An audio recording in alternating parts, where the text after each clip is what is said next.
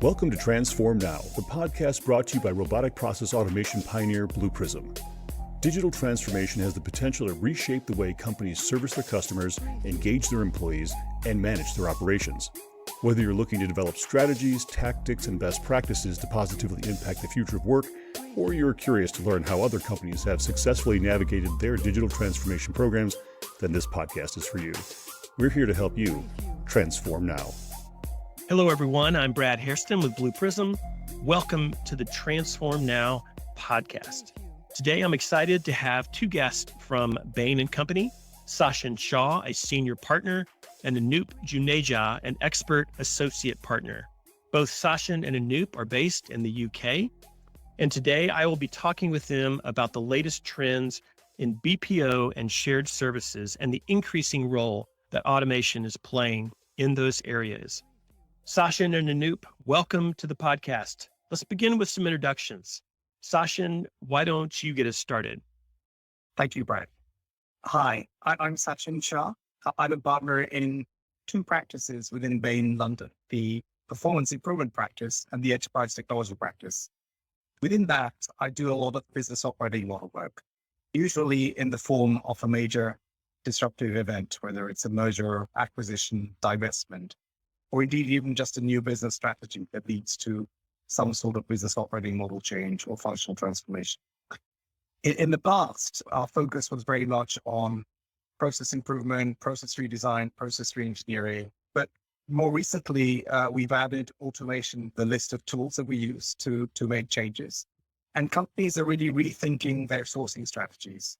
Do I insource more? Do I outsource more? What's the role of automation within my sourcing strategy? So I'd love to share a few insights about that in this podcast. Excellent. Thank you. Anup. Thank you, Brad. Hi, good morning. This is Anup Juneja. I'm an expert associate partner with Bain, based out of London. I've been with Bain for over 2 years now. I'm part of the performance improvement and financial services practice at Bain. And I also lead our automation capability within the EMEA region.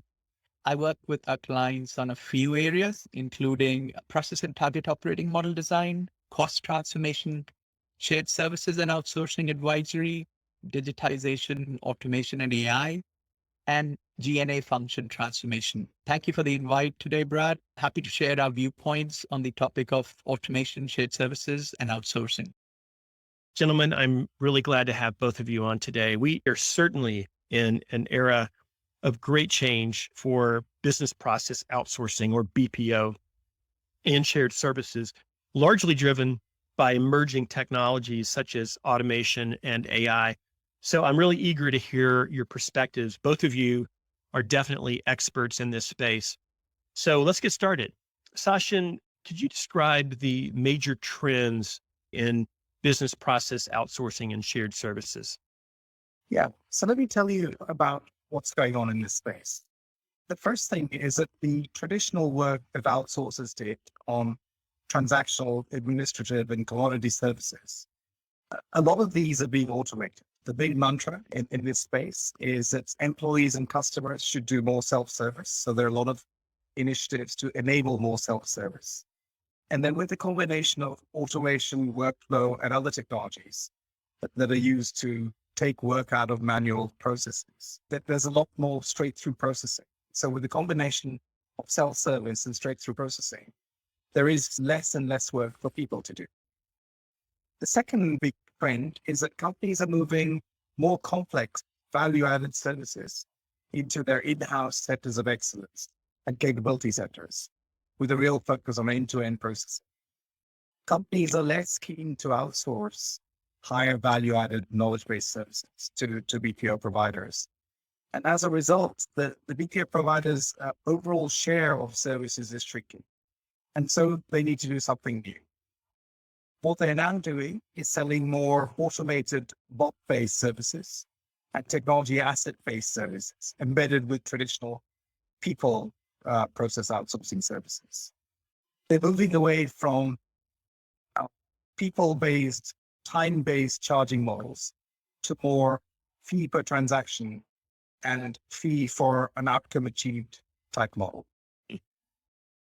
BPO providers also want to move away from pure process outsourcing they're more keen on some sort of transformation and having a significant role in delivering that transformation, because that's where the money is. There's also a change in the location footprint of BPO providers. The service delivery footprint had been moving to lower cost geographies, but now there is an increasing trend to move more work back closer to their client's business footprint. So we're moving away from a largely offshore centric model to more of a mixed model. This means that there is a trade-off with the work done in slightly higher cost locations. But what it's also doing is it's providing clients the comfort of multiple locations that spread the risk, that there will be business continuity should there be a disruption if another big incident like a COVID pandemic happens. Very interesting.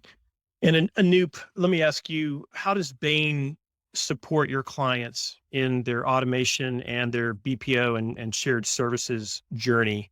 Could you touch on that for us?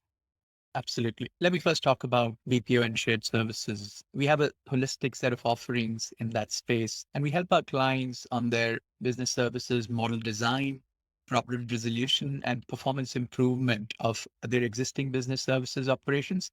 All of this usually in the context of a major business change, be it a merger, acquisition, new business strategy, new operating model or functional transformation initiative. Within shared services, if I were to list out key services we offer, we help clients on their business services strategy. Which processes and service should they be using? What should be the delivery model and how should they optimize that? What should be the sourcing model? Should it be a mix of internal only or a mix of internal captives and external service providers? What are the right locations globally for them to set up these centers or tap into talent requirements? And finally, how should they optimize their shared services and outsourcing models? Because some of the clients have been on this journey, but haven't been able to drive full potential from their efforts till date. And when it comes to automation, similarly, we've got a wide range of offerings, primarily delivered through our Global Center of Excellence, where again, we help our clients on their automation strategy and capability setup by defining the role, what automation can play in transforming their business processes, and how should they set up the right capability. We also help clients in rapid value identification through our understanding and experience of which business processes have the most potential for automation, and how should clients deploy and scale these solutions. And finally, much like shared services, some of our clients have been on the automation journey for a while, but have not been able to scale up and get the benefits they thought they could realize. So we do a maturity assessment of their current state and understand what are the right levers, be it the delivery model, technology solutions, governance, or talent strategy that they can flex to drive full potential. And Anup, are many of your clients exploring automation as an alternative to traditional outsourcing and offshoring? Definitely. In fact, a lot of clients are looking for more automated processes and looking at how could they fix the processes at source using automation, driving an automation first approach rather than moving their processes to BPO or shared services team. How can they fix it upstream itself? They're also trying to improve straight through processing requirements and deliver insights faster. And again, automation provides them a huge opportunity. Also, from the learnings from the first year of COVID, clients experienced that the outsourced processes were difficult to manage, oversee, and scale. Several providers, in fact, we're aware, were not able to respond quickly enough to changing customer and market requirements, which has led to a fundamental rethink of how and what to outsource. And most importantly, with the talent crunch that's going on around and with the whole debate around the great resignation, clients are looking at more automated processes to flexibly scale at pace and also minimize cost escalations that we're seeing across markets. That said, Brad, sourcing is still a key lever for several of our clients. And in cases where automation may take longer to deploy, outsourcing provides a viable opportunity for clients to drive standardization and simplification of their processes, whereby reducing costs in the short to medium term.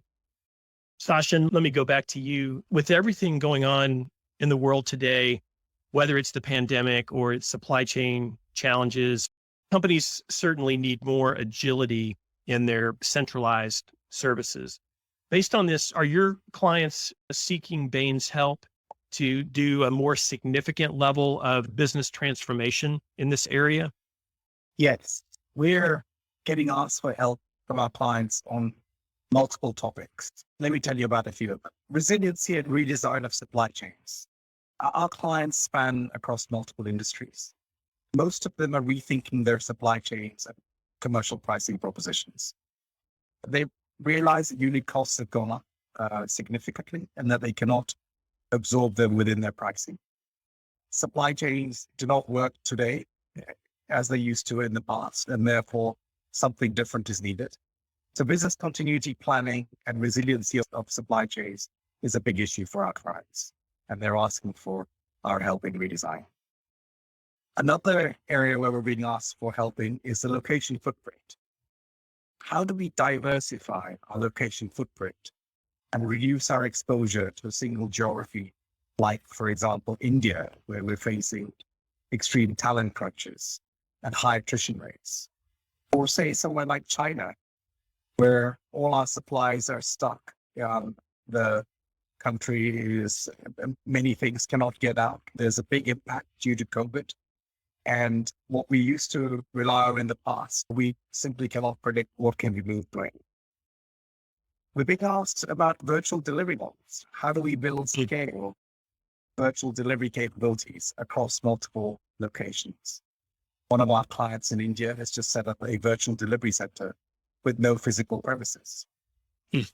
Companies are rethinking their capability sourcing models. Do we bring back work near shore or onshore? Do we insource more work? Right.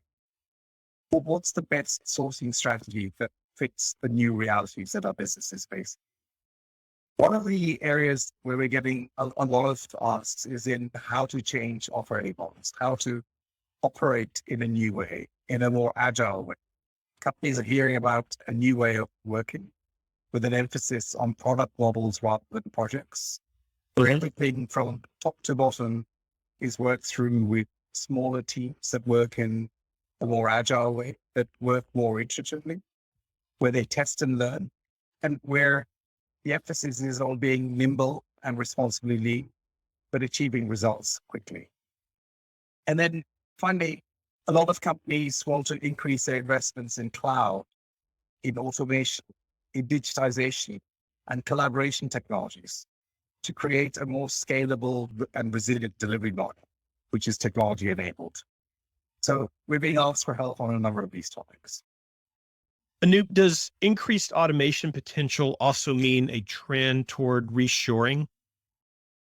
Reshoring or insourcing is a very complex undertaking. And I wouldn't say that automation is exclusively the reason which is driving the trend. There are several other factors that are contributing to this. Organizations are reevaluating their sourcing strategy, trying to exit their suboptimal contractual relationships, or looking at rebalancing the mix between in-house, outsourced, nearshore versus farshore locations. High attrition rates in BPO and shared services is also contributing to this. Added to that, the wage inflation and increasing bills around people's salaries have diluted the overall arbitrage benefit that we would see with erstwhile outsourcing contracts. And as I touched upon earlier, COVID pandemic as well led to a fundamental rethink for a lot of organizations, whether BPO organizations and service providers are robust enough to provide resilient services for future or not. And the whole geopolitical situation and volatility of supply chain, especially in Europe, has also led to a rethink around it. And finally, I would say the ESG implications, and organizations are also looking at environmental, social, and governance implications of their contracts, be it around the providers' green credentials, their hiring, recruitment, and talent management practices, and how do they govern these processes, which is very important. And what does all this mean in terms of required capabilities for BPO and shared services staff? For staff, I would say this means having a strong automation and digital orientation. I Mhm. know of several BPO providers who now hire talent that has automation, digitization experience, but Mhm. equally, they're open to training their existing employees on automation technologies, even those who don't come with a programming. Several BPOs are, in fact, leveraging citizen development model where BPO analysts identify automation opportunities and then build these solutions as part of their day jobs. This also provides BPO and shared services staff an alternate career option by acquiring what we call the skill sets of the future. It sounds, Anoop, like what initially was a threat to that industry, the dramatic rise in automation. Now they've turned it around to a degree and they're trying to use that as a competitive advantage. Is that fair?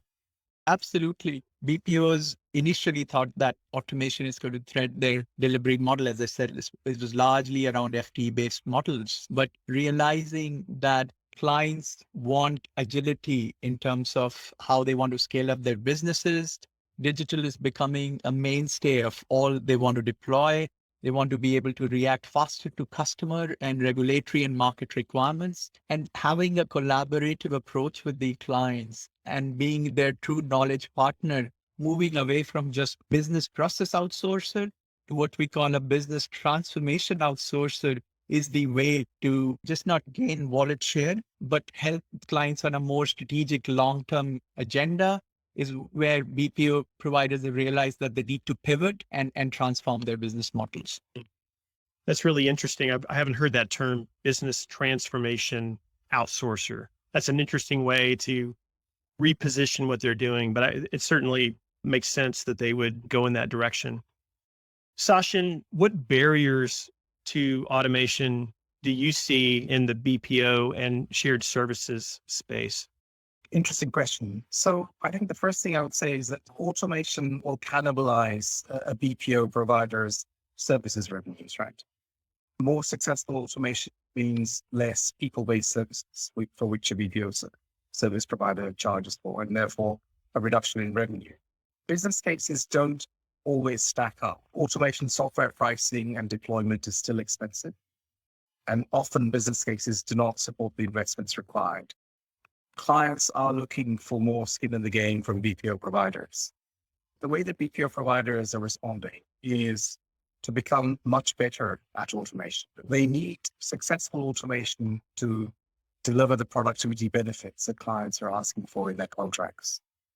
Another barrier is that automation is sometimes seen as a band-aid or temporary solution. While robotic process automation has helped in democratizing automation, it is sometimes perceived as temporary and less robust.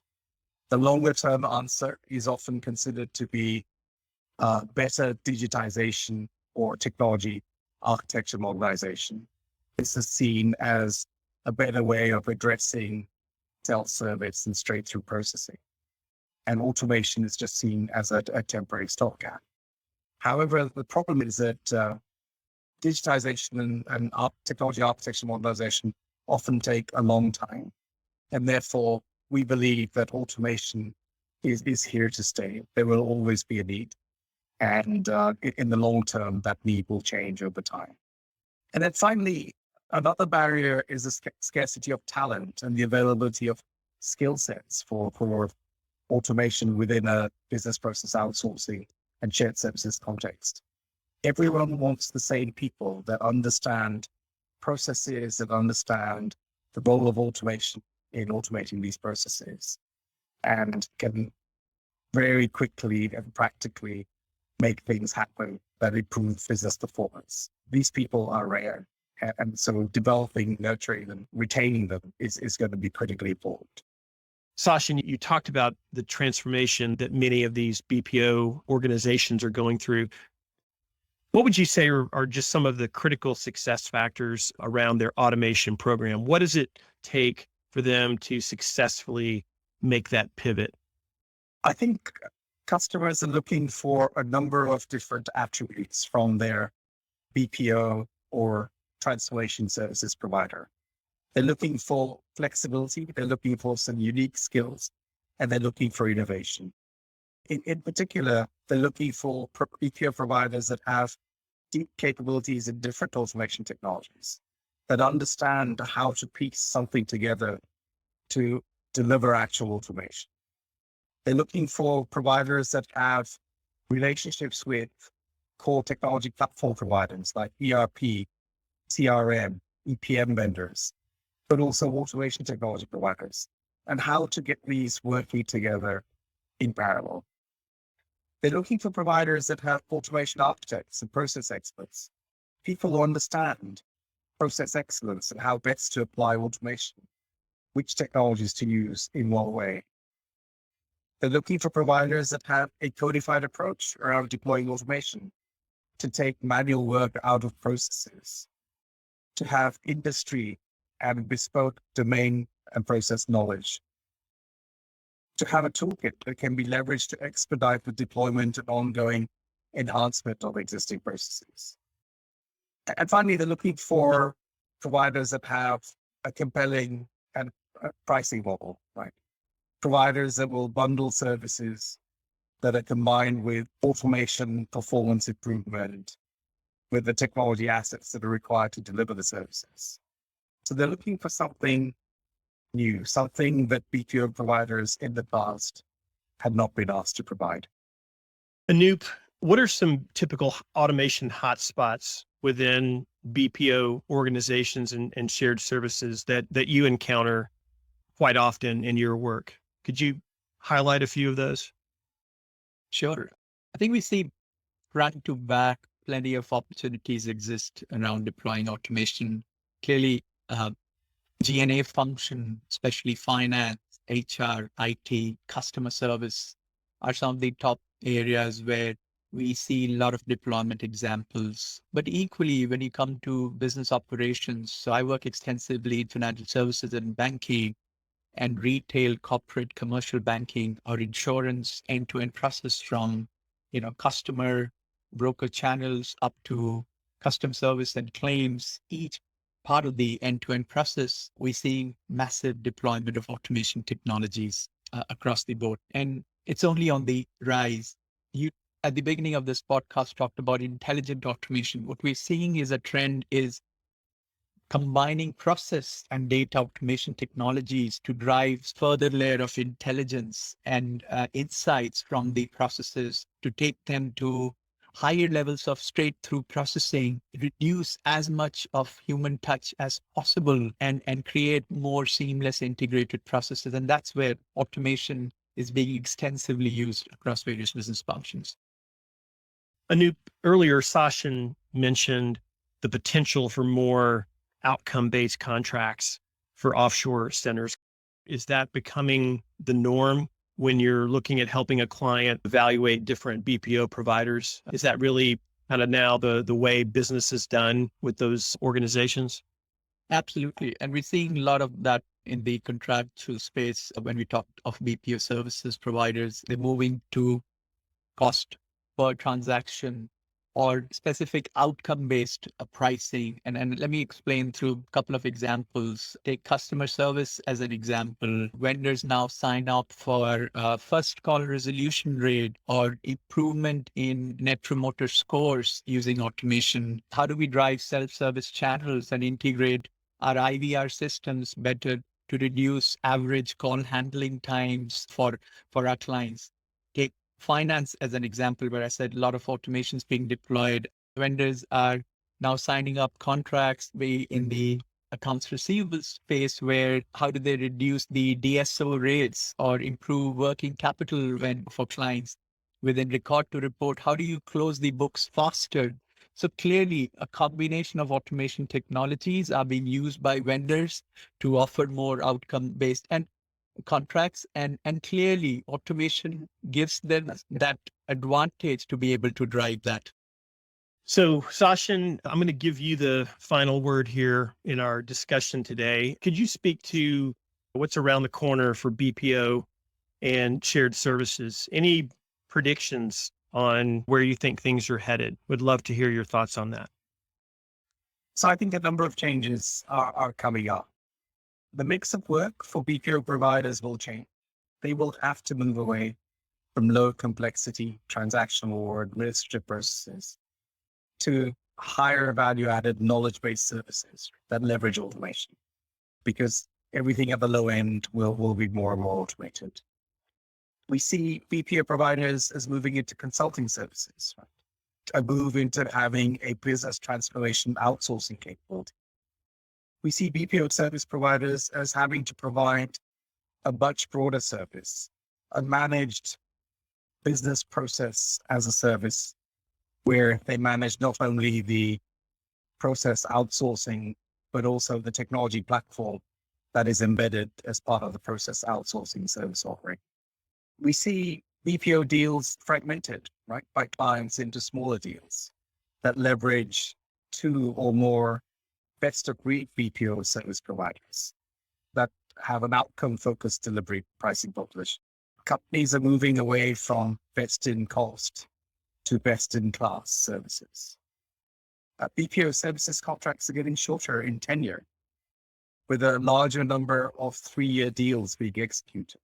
What this means is that clients are looking for value faster, and BPO service providers will need to strongly embed digitization and automation as part of their value propositions if they are to deliver this value faster and in a more agile way.